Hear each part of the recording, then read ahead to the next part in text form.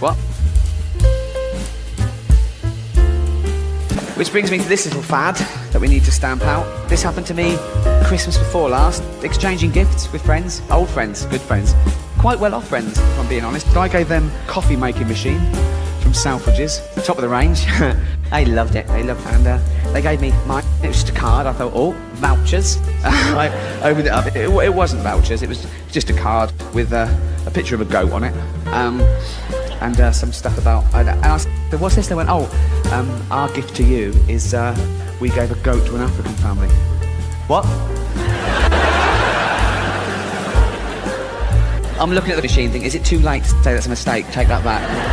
They had it under their arm, right? So, I went, what is that? Oh, we bought you a goat and we gave it to an African family. Oh, did you? Oh. So I've got fuck all, basically. That is basically what you're saying, isn't it? I mean, why the f*** would know this African family? Why would I give him a goat? Why would I give him my goat? A goat I didn't know I had to go. Give me my fucking goat. Where's my goat? I mean, the arrogance. So I got you a goat, but I gave it away. Next year, I got you a hedgehog, but I threw it to some gypsies on the way. Is that all right? This serves no purpose. Good for no one. They're 50 quid down. I've got nothing, okay? The African family's going, not another mouth to feed, right? Goat is going, where the fuck am I? What the fuck? A week ago I was gambling around the Cotswolds. There was grass and tourists with nuts and shit. This is a fucking dust bowl. This is shit. There's no way the goat wanted to go to Africa. There was no way. It was basically kidnapped. It was abducted. It was put in a sack and bundled on a boat to Africa. Like Roots in reverse. There is no way that, when they said, do you want to go to Africa? It was, no way, no. Come on, why didn't you want to go to Africa? Lions! Come on, why didn't you want to go to Africa? AIDS! Well, that shouldn't affect you. It shouldn't.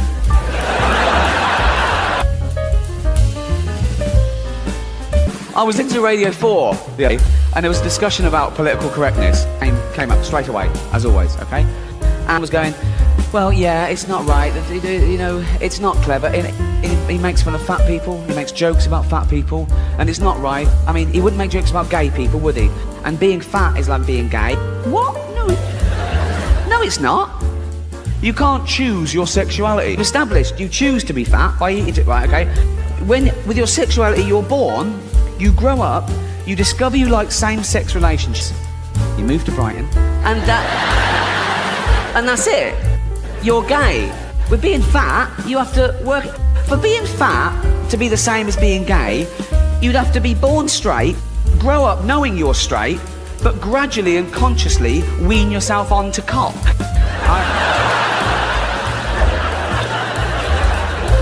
Do you know what? It doesn't happen. Happy 16th birthday, son. This is Raoul, right? Suck his cock. I'm heterosexual father. All with his newfangled words. Suck his cock, come on. I don't like cock, doesn't like cock. How do you know if you've never tried it? Suck his cock, come on. Oh, Raoul's cock for your father. He's paid for it. Come on, suck. I don't like. Just try it. Just suck a little bit of cock. Just try. Oh, he's bloody playing with his cock. Put it in your mouth. In your mouth. Oh, come on, suck it, you bastard, suck it. It's not so bad, is it? I fucking love these. When that happens, being fat will be like being gay. Until then, it's hence. Used in the past of having a go at fat people. I've never had a go at fat people. I've only ever pointed out the scientific fact that you get fat, you put on weight, you put on a subcuticle layer of fat if you take in more calories than you burn off. That's indisputable, okay? I don't judge them in any other aspect of their life, but they got fat because they took on more calories than they burned off, okay? And they knew that is what was happening. No one ever got fat behind their own back. No one ever went, oh, what the fuck's that? No one's in to thin people's apartments and injecting their lettuce with 1 million calories, okay? So they're doing it with their own free will, and they know that's what's making them fat, okay? You see a fat person surrounded by puddings, right? You go up to him and go, Frank, you know what's making you fat? He doesn't go, is it all the running? He knows it's...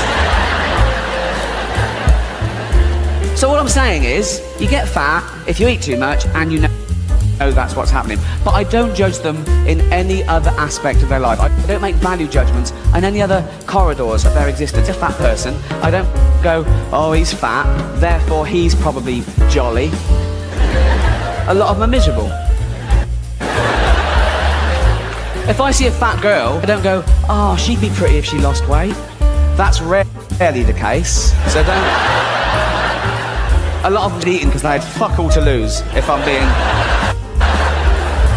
I don't want people to feel uncomfortable at one of my gigs, so next time, buy 2 seats. I'm joking, I'm joking. I haven't got a problem with fat people. In fact, I feel sorry for them. No, even though it is... sorry for them, particularly women, because I think fat is a feminist issue. Men get fat and we go, fuck it, all bought and paid for, right? We don't come under the same scrutiny of society as women because they're inundated with how they should look. This size 0 models and magazines with look like this and this diet, that diet, keep your man. And I think that's such an effort. You see fat girls, they make an effort. They've always got lovely hair, aren't they? They're always having their hair done. They've always got lovely hair and lovely long nails. They make an effort. Anything but jogging. Right? They love high heels, don't they? Fat girls, they love high heels. They think it makes their legs look less. It doesn't. You can just hear them now. Down the lawn, it's good for it. Go on, how do you go? But I'm not having a go. Okay, let's get on with it. The show is quite long, but not long as when I saw Ken Dodd at the Open Air Theatre in Regent's Park. And I left after 2.5 hours. We got there, and I was a girlfriend, and we were the youngest by about 30 years, I think. Everyone like in their 70s, and they must follow Doddy around, and they knew they were in it for the long haul. They come in cagoules and pack lunches, right?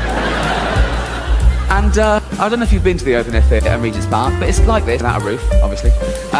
It's got a stage show, and it's got fixed seating.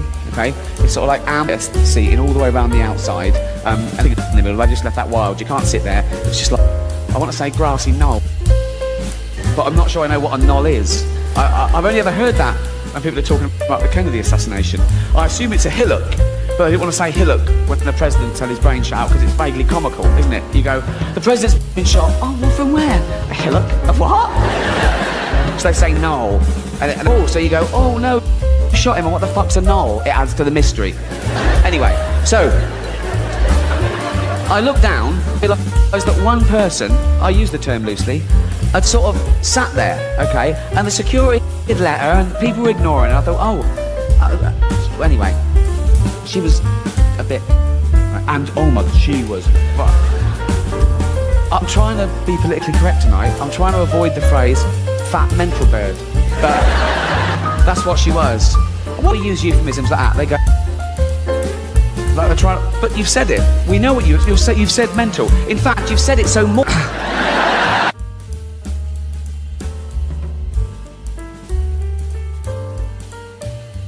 You can have too much of a good thing, like heroin. What? Although too much heroin it's death, basically. What's up with him? Too much. Was it good? It was lovely, but just too much. That's the thing. Try anything once, sure. Try it. But know this about heroin. You go, oh, go on, I'll have one. I'll have one heroin. Go on. That's right. Oh, just have the one. Oh, that's fucking lovely. Give us. I can't just have one. They're like hobnob. Or serial killing. That's surprisingly Moorish. You think, oh, I'll just do one heinous crime. I love all that. I'll just go out. You go out, tooled up, and you chop someone up, and don't just kill them. If you're a serial killer, kill them, fuck them, eat them, right?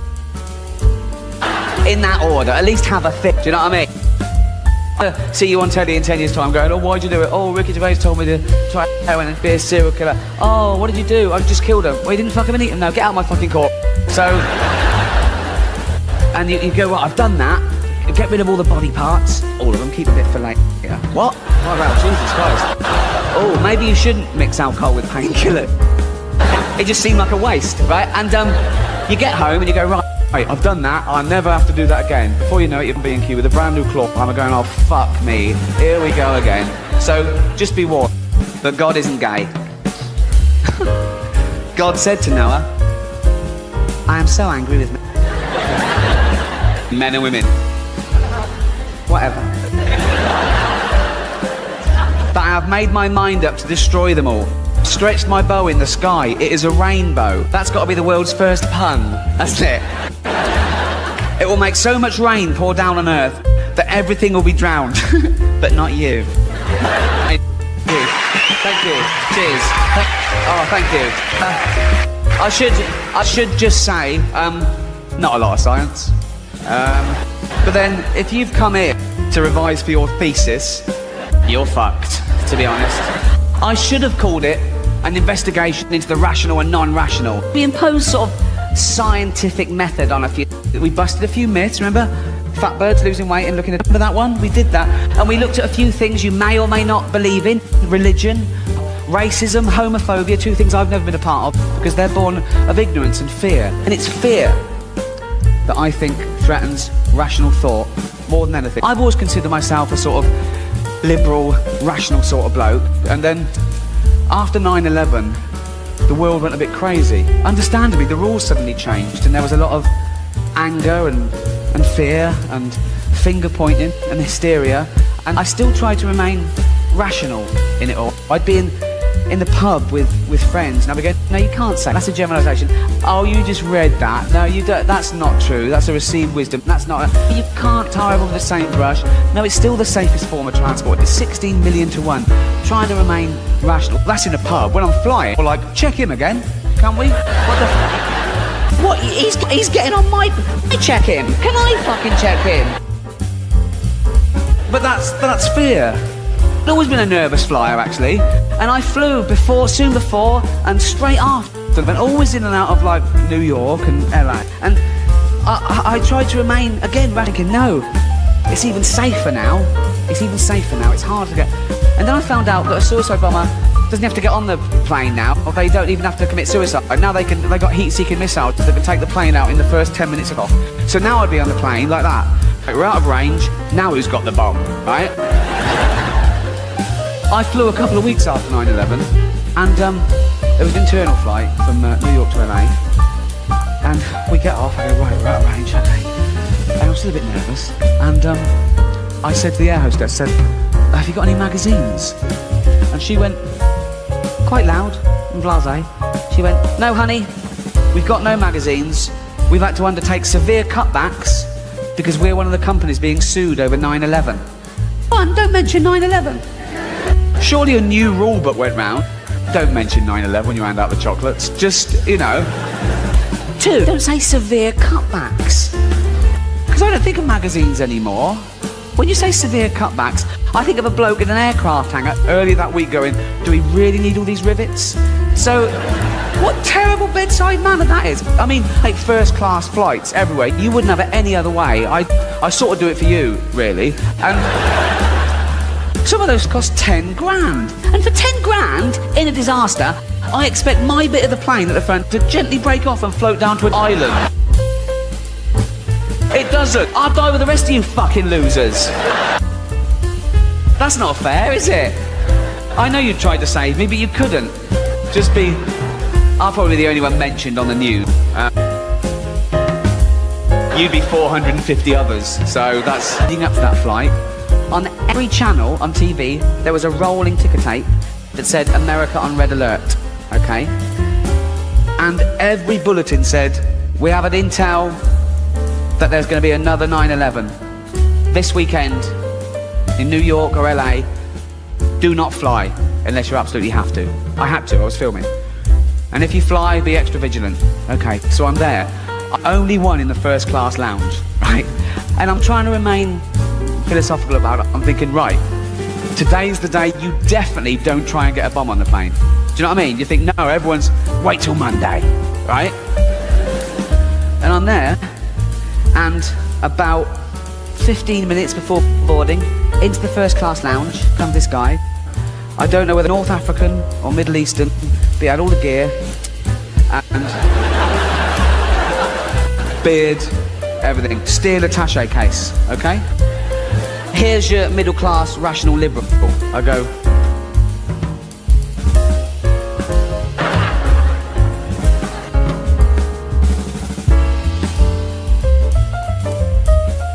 I'm suddenly just engaging staff in inane conversation. Sort of looking, I look in, and it's an empty room. It's true, except a mattress and a little girl sat on the mattress with her hands tied. And my fucking heart. 5 years old, blonde hair, blue eyes, always happy, crying her eyes out.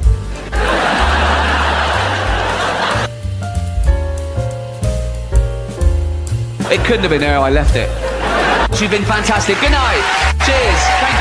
Thank you. Where was I? Oh yeah, Ken Dodd. Right. So, I'm at Ken. There's this big, fat woman sitting there. And obviously security, I assume she must follow Dodd round, because everyone's turning a blind eye, right? Even Dodd's ignoring. She's 20 yards from him, right? And she's, oh my God, I've got to use one of his words. She's blobular, okay? She's about 45, 50 stone. No, she's about 20 stone, and she sat there cross-legged eating a pack lunch, okay? She's in this like big white greying sort of t-shirt, and and wearing leggings. No, don't wear leggings if you're that shape, okay? It looked like someone had painted the bottom of an egg black, right? And she'd made no effort. She had lank, greasy hair, and she'd eaten her nails, I think. I'll tell you what she looked like. This might not mean anything to you, but they're the bane of my life. She looked like an autograph hunter. Now, these people are the epsilon minors of society. Even train spotters. I hope I haven't offended anyone with any of the subject matter, you know. I really do, it's not the point, but if I have offended them, and I'm sure I have, then I don't apologise for it, because there's a spate of comedians going, oh sorry, I didn't mean it. Shouldn't have said it then. You're an idiot, right? There's this pressure of going, oh, this witch hunt. Are there things you shouldn't make jokes about? No, there's nothing you can't make a joke about. It depends what the joke is. Comedy can be good or a bad place. It's contextual. It's like this fight about swearing. Is swearing okay on television? It depends. Use your common sense and your remote control. Don't write a letter. It's like, be warned, right? If it's a documentary about prisoners on death row, there's probably going to be a bit of language, okay? They've got nothing to lose, right? Whereas I'd complain if it was the news and Trevor McDonald came out and went, oh, fuck me, nasty train crash, right? I go, no, Trev, it's straight, that's the news, mate, that's, right? If I was watching Antiques Roadshow and Michael Aspel was there with a sweet old 90-year-old man, and he went, Albert, this ring your dead wife left you is worth fuck all, and she's made you look a right cunt on telly. Actually, I'd love that. That would be amazing. Best episode ever. No, but what I'm saying is, there's this big thing about, sick jokes. Oh, sick jokes. Oh, sick jokes. The thing is, you tell a sick joke with the express understanding that neither party is really like that. I wouldn't tell a sick joke to a known paedophile. Wouldn't go, here mate, you are going to love this more than anyone. Right? Do you see my point? Right? And I've never been in trouble for anything I've said, because I don't care what people think, and I refuse to apologise for it. I mean, growing up, I always used to sort of like, you know, test the boundaries a little bit and try and get laugh at things they thought they shouldn't. I remember when I wasn't a kid, I was about 25. Me and my girlfriend had met this other couple. They'd moved down from the north, okay, and they used to come in the place where I used to work, and we had a couple of drinks with them, and then one day they invited us to a party, and we went along. And one, it was a dinner party, they hadn't warned us about that, but two, it was with their parents, both sets of parents, their grandparents, and some great aunts and uncles down from the north to see how they were getting on. So average age of about 85, right? And I think we were in after. I thought, oh, we got no one there our own age. Oh, what that Ricky and Jane, invite them. So came along, and we're still sort of getting to know them. And as I say, I always just do, you know, muck around and make up jokes and see if I could, you know. Brits, we use humour all the time. Two Brits meet and it's the first one to get a gag out, okay? Whether it's irony, satire, silliness, or we use it as a sword and a shield and a medicine, but mostly as a getting to know you. Are you like-minded?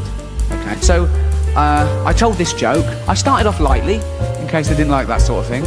I said, why did the little girl fall off the swing? Because she had no arm. Yeah, right? Okay, swing. And they laughed a little bit louder than that. There was only two of them, so thanks, right? So, okay, they get it. They like that sort of thing. And, you know, you up the ante a little bit. And I told this joke. Oh, okay. Then we have a little drink. Start the car. Right. I told this joke. I made sure the old people couldn't hear. I went, father, sitting at home, reading the paper. His little girl comes running in. She's only 6. Hello, dear. Hello, Daddy. What have you been doing then? I'm playing in the park. Oh, with your friend? Yeah, until the man came along.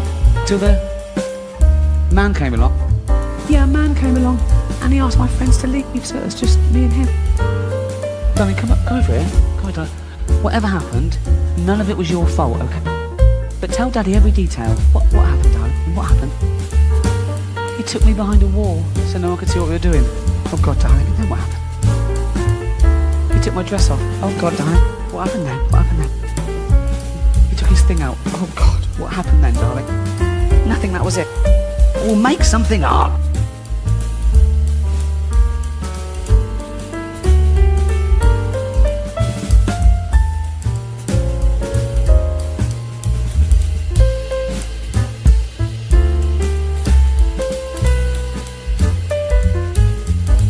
Tell anyone that, I want it to be a surprise. So I told that joke, carried on, we're getting a bit drunk and I'm telling more jokes. Eventually we sat down about 9:45, 2 sort of kitchen tables together. And the host sat at either end and they sat me in the middle. A very sweet but very deaf sort of 80-year-old man. So the conversation was a bit stilted. And after about 20 minutes, Ian, one of the hosts, pipes up and says, oh, tell that joke. What? And all the old people go, oh, we love joke. Who are you? I looked at Ian and he went, it'll be fine. I went, okay. And he sort of got on with his conversation. I went, oh, they're all like that. All sweet old faces. I went, oh my God. Father, sitting at home reading the paper. His little girl comes back. Told the whole joke, got to the bit, we'll make something up. And they went, silence. I looked at Ian and he went, not that one.